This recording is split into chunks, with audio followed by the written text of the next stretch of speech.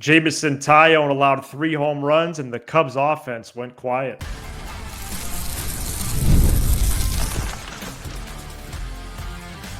You are Locked On Cubs, your daily Chicago Cubs podcast, part of the Locked On Podcast Network, your team every day. You are Locked On Cubs, part of the Locked On Podcast Network, your team every day. Alongside Sam Olber, I'm Matt Cozy. Sam and I are lifelong fans taking our passion into discussion with you on all things Cubs. NL Central Roundup later in the show, check in on the standings, how all the teams have been doing the last week or so, lineup possibilities. While Ian Happ is gone, we start with the Cubs losing 3-1 to the Marlins on Wednesday night. Offense quieted by Marlins starter Ryan Weathers, the lefty, and Jameson Taillons allowed 3 solo home runs and has allowed 7 homers in his last 2 outings, 8 in his last 3. Sam, this was a close game throughout, and Cubs fall. They're now 25-19 in 2025. Yeah, it's a disappointing series in terms of just the overall play. I thought after Tuesday night's win and how dramatic it was, I went into this series same way I'll go into the Sox series, thinking there's going to be one real tough game. If they can figure out that one, you like their chances. I remember early in the year, I don't remember what radio station, whichever one Jed goes on regularly, because I think is that 670? Yeah, for the most part. They were asking him about the Cubs' hot start, and he highlighted how impressed. The thing he highlighted was, I really like how we finished off that sweep in Sacramento, because that just shows you, hey, we're really focused. We're not mailing it in after winning 2 on a travel day. And then I remember after the 2018 season, Theo talked about that before 19. We got to do a better job finishing series, just because you win the first 2, et cetera. And really the Cubs have been awful in these spots. And, some of them have been some tough ones where, the Padres game, the Diamondbacks game, but this was just a really, poor performance on Wednesday night, albeit they won the series. And I think the angle that I'm going to take here is that the Cubs are not playing well. And so even though they're playing really bad opponents, it's still nice that they're able to minimize the damage and win 2 out of 3 when they're really just playing poor baseball, because they are. I mean, they stole Tuesday night's game, and you have to do that every now and then. Good teams do that. They did that. It was great. Merriweather looks completely broken. Kyle Tucker is in a legitimate slump right now. And, the offense is built around him. It's not built around Carson Kelly. Like, his numbers are expected to dip. I thought the biggest play, Matt, on Wednesday night, I still thought the Cubs were in a good spot when Dansby got that leadoff single, and Tucker hit it real hard, to be fair. But that double play, that was when it felt like it was going to be a real loss. You got a lot of guys up and down. You're missing Happ, you're missing Shota, you're missing Steele. Least Porter Hodge had a slightly better day. There's a lot of flaws going on right now. And the good news is it's a good time for that to happen, because you're not, last year when you started to struggle, you lost at home to the Cardinals, the Mets, the Giants a bunch of times. These are teams, and you just saw you could kind of sleepwalk your way through it and find a way to win a series. But at the same time, I'm not going to ignore the fact that the Cubs are really, ever since that fluky Giants game, so about the last 8 days, have just, they've looked pretty flat overall. And do you have concern that could snowball? Or because I guess what I'm wondering is, because I feel like we said that 2 days ago, and now we're saying it again. Right. Yeah. So, but this might just be a pocket where the offense is quieter, and they have a tendency, as they ebb and flow throughout the season. Could this be just a slower pocket? Because all teams are going to have flaws. Absolutely. We're not going to come on here and say that every day, right? No. It's the fact that it's mid-May. Just like you wouldn't know the Cubs are, Cubs are good, Cubs are bad. Right. That's not reality. No, I just think that my expectation was they were struggling coming into this. I thought there'd be a little bit more of a breakout offensively this week. A little more breathing room. Yeah, I thought, if they got beat this week, it would be, maybe, Ben Brown had a bad start, or that, I didn't think that I didn't think they would have 2 runs through 8 innings yesterday and 1 run today. You know what I mean? They were coming into the Marlins series in a down patch like you thought. I just thought with the pitchers they're facing, albeit Weathers tonight was fantastic, so I'll cut him a break on that. I had no idea he was this talented and was throwing 98, 99. But I thought, pretty good weather, home game. I think we even said it on the show, like, this is a great week for a Tucker to break out. This is a great week for a Stay to break out. And they still have 3 games to do it, but the last 2 days after Monday, basically it was 17 innings of very frustrating baseball. And so, you have to say that. Well, Taillons entered the season as the Cubs' number 3 starter. Yeah. When Steele went down, in theory, he gets bumped up to 2, at least on paper. I just felt like after this start, it is, well, especially after the weekend against the Mets, but now back-to-back ones where his ERA just sticks out more. Like, it's already poor. It's 4.53. Yeah. His expected ERA is almost 5. Mm-hmm. I don't think this is trending in the right direction. And no, I think for a Cubs team that's down 2 starters, that's huge. I agree. I think I was shocked today, and I like Alex Cohen. I don't know if you were listening to him.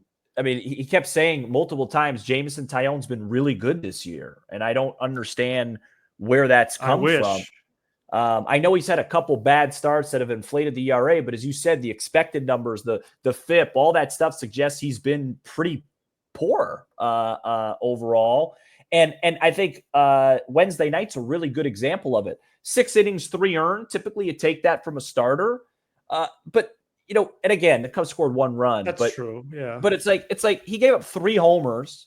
Stowers is the one guy in the lineup you got to be real careful with. He's on fire. I didn't mind the first one. That was more good hitting.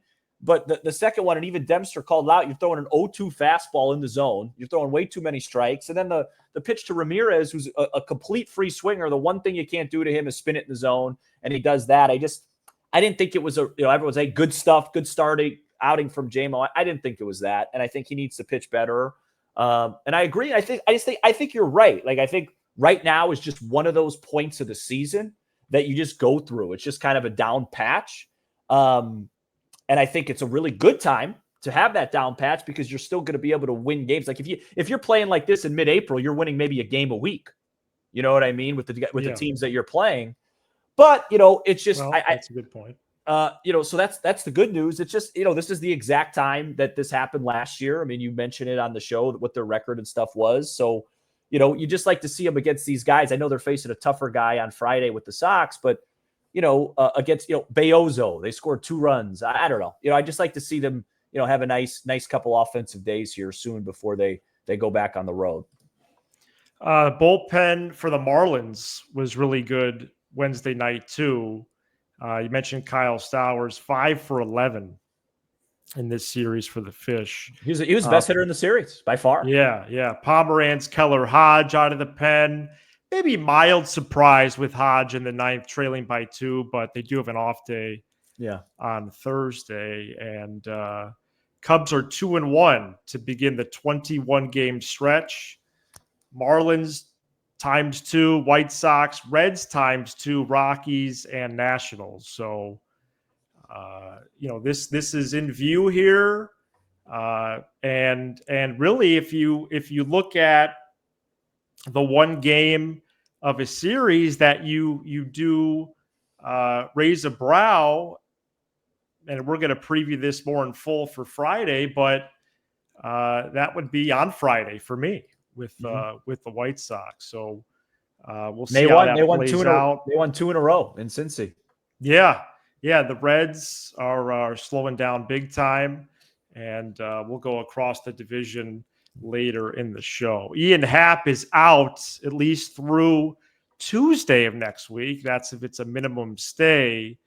Dansby Swanson led off on Wednesday. So what could the lineup options be if it is just for a few more games or more?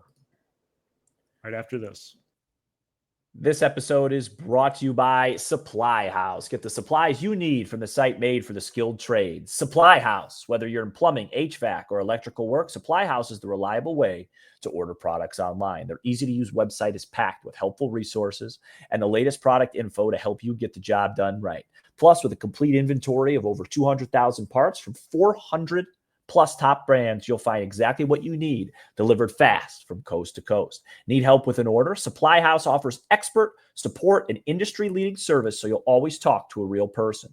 And for trade pros looking for an extra edge, their free Trade Master program offers exclusive perks like a dedicated phone line, free shipping, and discounts on every order. Thousands of skilled professionals are already taking advantage. Now it's your turn. Join the Trade Master program today at supplyhouse.com/TM and start ordering plumbing, HVAC, and electrical supplies with just a few clicks. Plus, use promo code SH5 for 5% off your first order. That's supplyhouse.com. All right, Ian Happ is out until Tuesday next week at the least. And he was the Cubs leadoff man all this season. We've seen Pete Crow-Armstrong there the last few days until we did it on Wednesday when Dansby Swanson led off for the first time since 2022. PCA was in the 5 spot. Nico Horner was in the 6 hole after hitting 8th on Tuesday with Moises Ballesteros 7th. And they have some options based on either a lefty or righty starting pitcher. Yeah. But I thought Swanson leading off, I mean, first of all, it is just bold. But I do wonder, okay, what should they do in the next week or so until Happ returns? Yeah, and they asked Counsell before the game about it, and he literally just said left-handed pitcher, left-handed starter. Yeah. So my guess is now that I think it's righties until Happ is hopefully comes back. So I think it'll just be Pete leading back off. And then they bump down Swanson. I think Ballesteros will hit 7th again. Well, it actually depends who's catching. If Kelly's catching, then I expect him to probably continue to hit 5th, although he's starting to regress pretty heavily as expected. The third baseman's always going to bat 9th, whether it's Birdie or Lopez. And then they like Nico. Nico's been hitting a little bit downer in the order, so something like. Versus righties, PCA is going to lead off until Happ comes back. And if they do have to face the, unannounced lefty starter, then, maybe they go with Dansby till now. But it was just funny. Bruce was asking Counsell about that. It was just a classic. They have a lefty starter. Like, that's it. So, yeah, Counsell he's very platoon. Like, he really believes in the platoon advantage. Almost doesn't even really matter the numbers as much. Like he doesn't like, he's very platoon aware, very, very much so. I think they got to move PCA as soon as possible from the leadoff spot. Do you? I don't get it. Yeah. He swings at every pitch. I guess if it's just for a handful of games, but why even take that chance? I think he's got to be removed from there immediately. Do the Cubs have a good candidate second? Actually, no. Not really. No, they don't. Not versus a righty. And maybe that's where they're at, which isn't thrilling by any means. But and we've seen Horner make many appearances there over the years. I don't know if he would be someone to do that against righties, or if he would cameo against a lefty. Again, albeit the White Sox, as you said, having 3 righties who are projected to start. But Sam, I just feel like a 60% swing rate, you don't hit leadoff. Yeah, I mean, I hear where you're coming from. I don't think there's an egregious guy to put in versus righties. I think it's more just, hey, he's been our second or third best hitter all year. And so when Happ's out, let's just get him as many plate appearances as we can to do something, I don't think he's leading off in the traditional sense, is I guess my point. Yeah. I think he's just leading off because he's basically been their best hitter since mid-April. For about the last month, he's been the best hitter on the team. And so they're just like, hey, let's just get him as many opportunities as we can while the offense is a little bit in flux and we don't have Happ. So, I don't disagree with you, though. I mean, I think immediately when Happ comes back, you won't see Pete leading off. But I don't mind it just because of how electric he's been. I mean, every time he comes up, you feel like there's a chance he's going to strike out. You feel like there's a chance he's going to hit a homer and anything in between. And with the way the offense is struggling right now, you might as well just get him in as many plate appearances as you can, especially versus very mediocre right-handed pitching, which is what they've basically been facing since Happ got hurt outside of Koenig and McGill.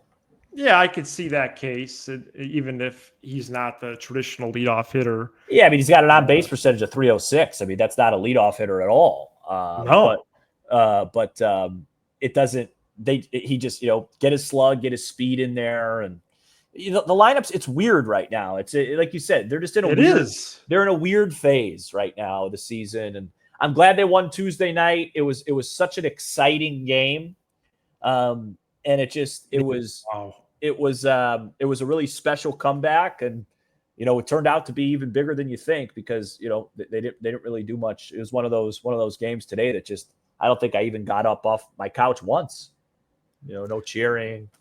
Well, this goes beyond the Happ absence. Do you have any conviction one way or the other about not Michael Busch against lefties? Yeah. But just that he doesn't even get the reps. Like he's 3 for 18 against lefties. Yeah. That's not a big sample. It's not. So if the defense is right, if we bring the gavel out, which I don't know if that's the correct flow of events. Well, there's a judge in baseball that's hitting 415. Oh, that's pretty good. But because the defense is, Busch can't hit lefties. Well, he's hit against them 18 times. Right. I would like to see that more. And by the way, when Ballesteros starts this weekend against the Pale Hose, please pinch hit Justin Turner. When a lefty comes in, please don't. Just don't do it. They're gonna. They're gonna. Don't. Yeah.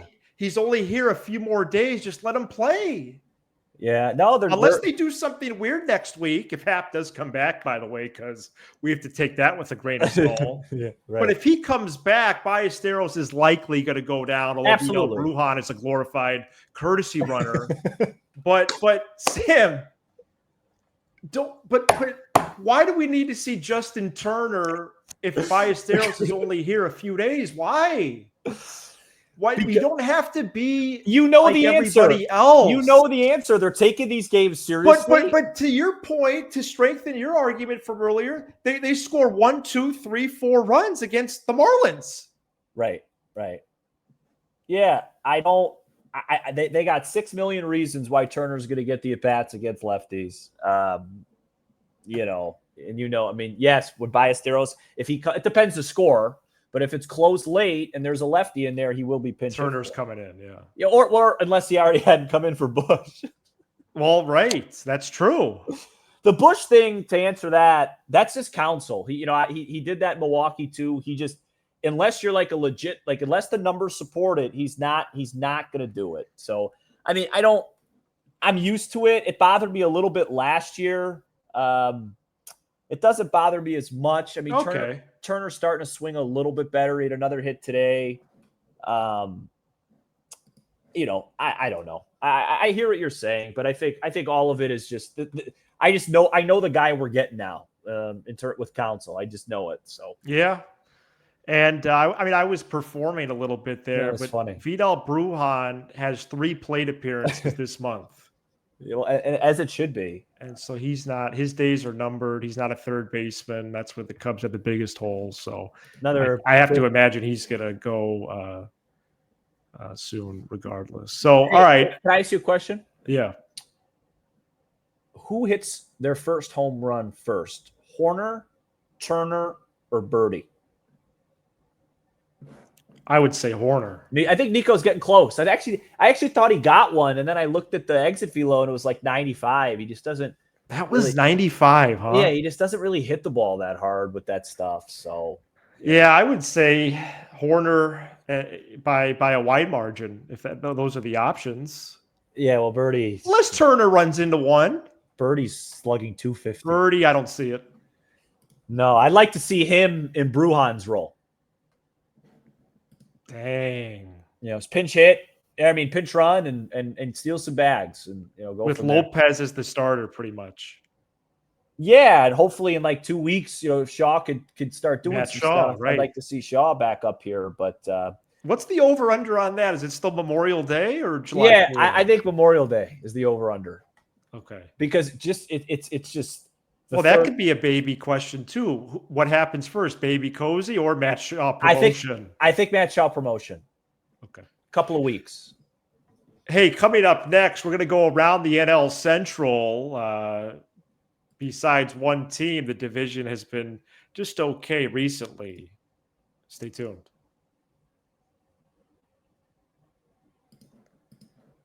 Oh man, no one saw this coming, I don't think. If you did, credit to you. But the Cardinals have won 10 out of their last 11.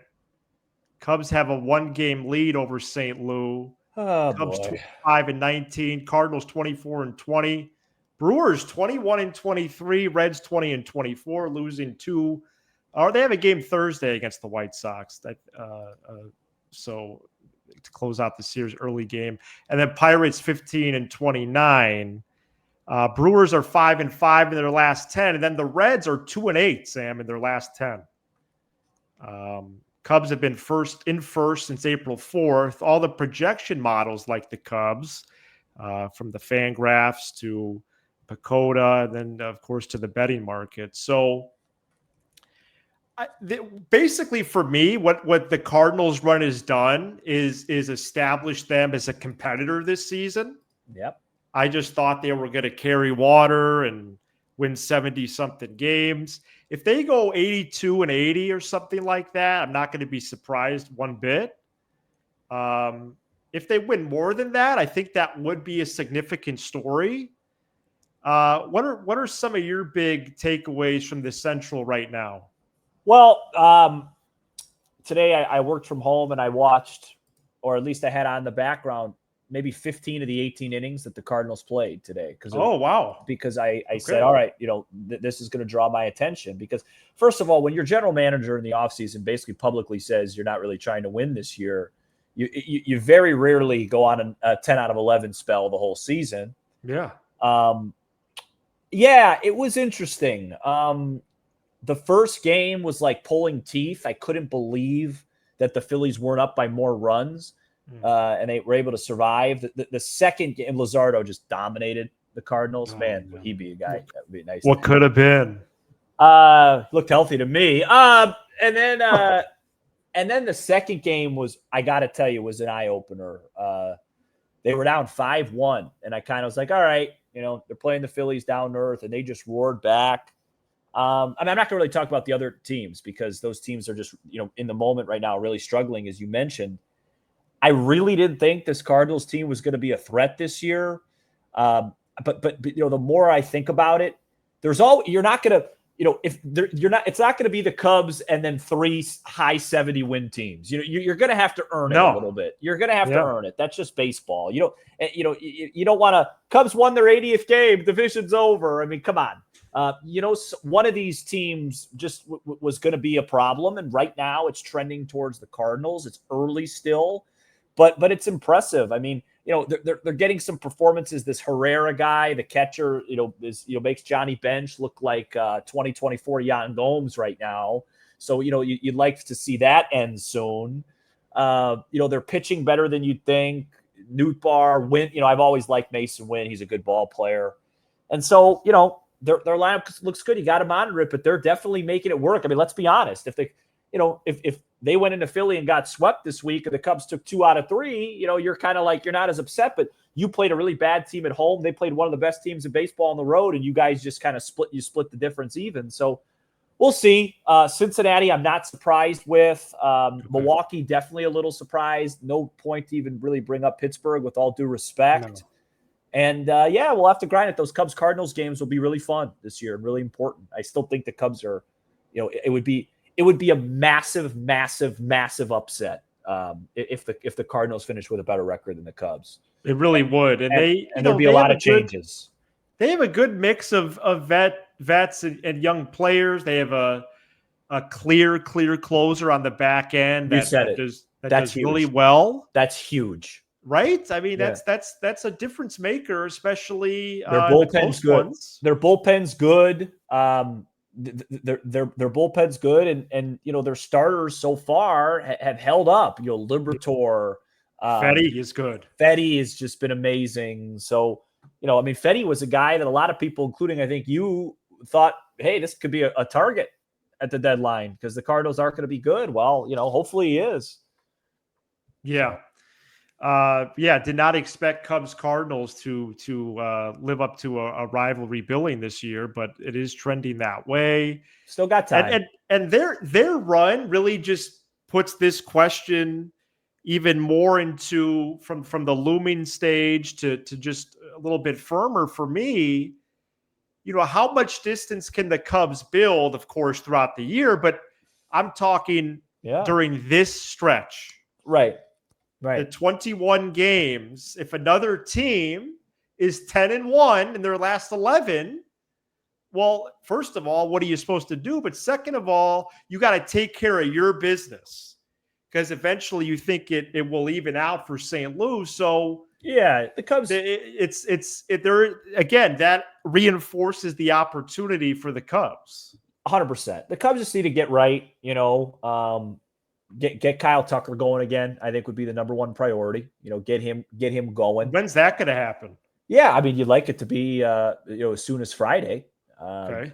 But I think that's against Shane Smith. I think when Tucker was playing at an MVP level, this offense looked like it was a real problem. And over the last couple of weeks, he hasn't been, and it's no surprise because we know the other guys. Like we know this is Seiya, by the way, I'll say it again. This is one of the weirdest seasons I've ever seen a player have that Suzuki's having. It's actually, you mean of anybody, right? Yeah, like it's just. I mean, he's not drawing any walks, but he's hitting a bunch of homers. His OBP's down, his slugs up. It's just a very weird season. Thank goodness for Dansby. And I'm right. loving. I still love what Pete's doing, and we'll see. This weekend will be interesting. The Sox are going to be. I mean, we know how serious they take this, so we'll talk about that tomorrow. This is Locked On Cubs, part of the Locked On Podcast Network, your team every day. For your second listen, check out the all-new Locked On MLB Game Night, every game, every night, all season long. Get local analysis on a national scale. Find MLB Game Night on the Locked On MLB channel on YouTube or wherever you listen to podcasts. All right, Cubs-White Sox preview to close out our week, next episode, and more. He's Sam Olber. I'm Matt Cozy. This is Locked On Cubs.